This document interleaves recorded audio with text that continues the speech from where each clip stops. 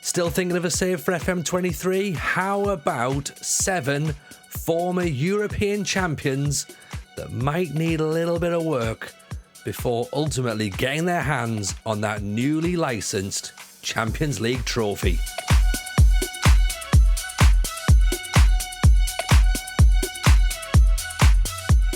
Hello everyone, welcome back to the channel. Hope you're well. This is of course 7 teams that have won the European Cup previously and will of course need a little bit of work before coming back and winning that trophy again. If this is the sort of content that you think you might like, hit the subscribe button, give the video a like, comment down below, and of course do remember we stream 3 nights a week over on Twitch. There is a link in the description below as well. And if you haven't already pre-ordered FM23, we've got a little discount link as well in there, so do follow that and bag yourself a bargain that's cheaper than Steam. So 7 teams to get through. The first one I think is going to be pretty popular. It's Ajax. Now, as you know, Ajax are the most successful club in Dutch football. They have winning in their DNA, and of course they are synonymous with the style known as total football. 4 times former European Cup winners. The last time they won the trophy was 1995 when they beat AC Milan 1-0. This is a team that is going to be a lot of fun to manage in FM23. They've got some star players. They've got players like Brian Brobby, Mohamed Kudus, Steven Bergwijn, Davy Wrench, Owen Vindal, and of course the FM22 monster Lorenzo Luca is on loan at Ajax this year. The Eredivisie probably isn't going to be the difficult part of this challenge.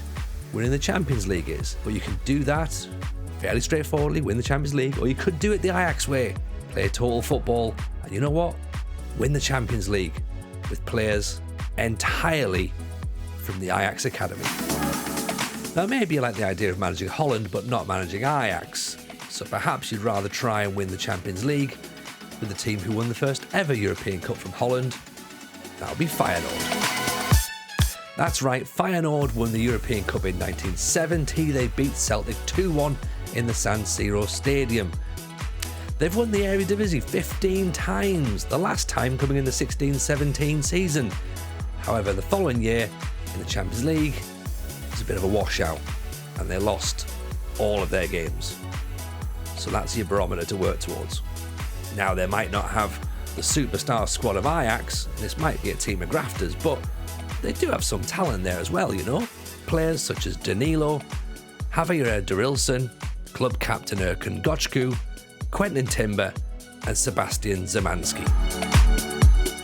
Okay, so maybe Dutch football isn't your thing and maybe you prefer managing in England. Okay, that's fine.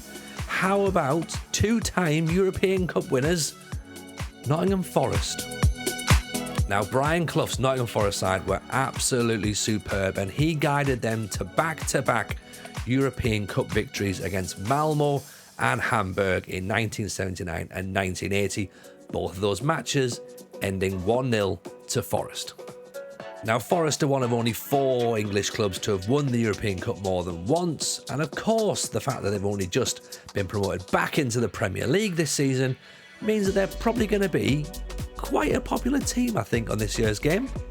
However, in real life, they have just signed 22 players in the summer, so a couple of things are going to be lacking, I'm guessing. 1, squad cohesion, and 2, transfer funds. But if you are going to look for key players, I would suggest that Lodi, on loan from Atletico Madrid, Dean Henderson, on loan from Man United, Morgan Gibbs-White, Nico Williams, Lewis O'Brien, Jesse Lingard, and Oriol Mangala. So with 22 players coming in, first challenge is probably going to be to balance the books, and then look to push forward and try and get that 3rd European Cup win for Nottingham Forest. In 1982, Aston Villa became European champions for the first time in their history, and only time in their history, it should be said, beating Bayern Munich 1-0, having won the first division the previous season using only 14 players. Now, the fact they're in a European final itself is mind-blowing, but think about this. The main point wasn't Peter With scoring in the 67th minute. No. The main talking point was Jimmy Rimmer, the goalkeeper, going off injured after 10 minutes, which meant they had to bring on Nigel Spink, who'd only played for 1 match previously, in a European Cup final. Now, if that's FM, you're losing that game 16-0. But Nigel Spink kept a clean sheet and Villa got their hands on their first ever European Cup. Now, if you've followed me for any amount of time, you'll know that I've got my views on the current setup in terms of management and playing staff. I think it's a club that's hemorrhaging money. I think there's players that have got no resale value there. Hello, Coutinho. So, if you're going to do a rebuild job, let's all do it together. Because I've got a feeling I'm going to end up having to do this myself, to be honest. Can you rebuild the club and win the Champions League again with Aston Villa? It's a big ask. Now, winning the Champions League with Aston Villa is one thing. Winning the Champions League with Steaua Bucharest, now that is a whole other ballgame. Now, the first thing you've got to try and do with this challenge is work out who Steaua Bucharest actually are, because the team who won the European Cup back in 1985 were formerly owned by the National Ministry of Defence.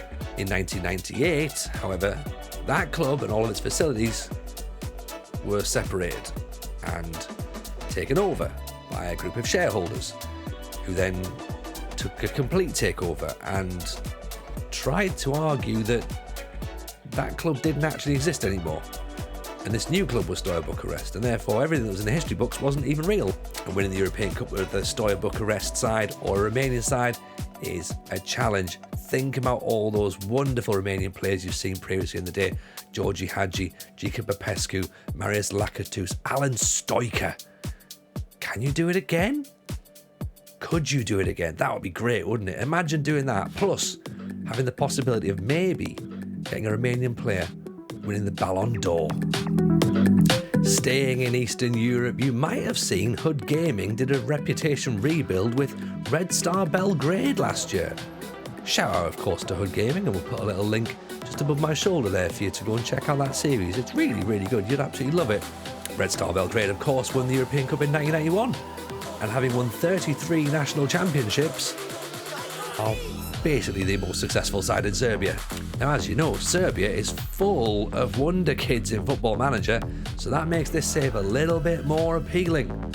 Top talents in the current squad include Alexander Dragovic, Alexander Katai, Filippo Falco, and Ben. Just Ben. So, final team we're going to talk about now is the only team who don't play in the top division of their national league. It's Hamburg.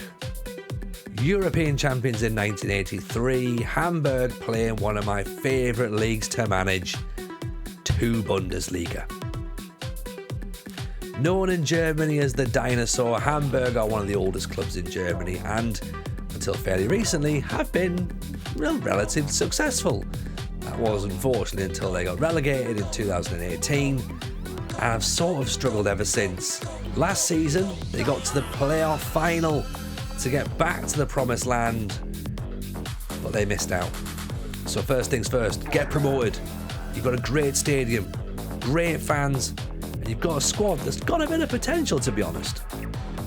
Players like Tim Leibold, Sebastian Skonlau, Sonny Kittel, former Arsenal youth product Javier Amachi, former Cardiff City striker Robert Glatzel, and the incredibly named Bransford Yeboah Koningsdorfer.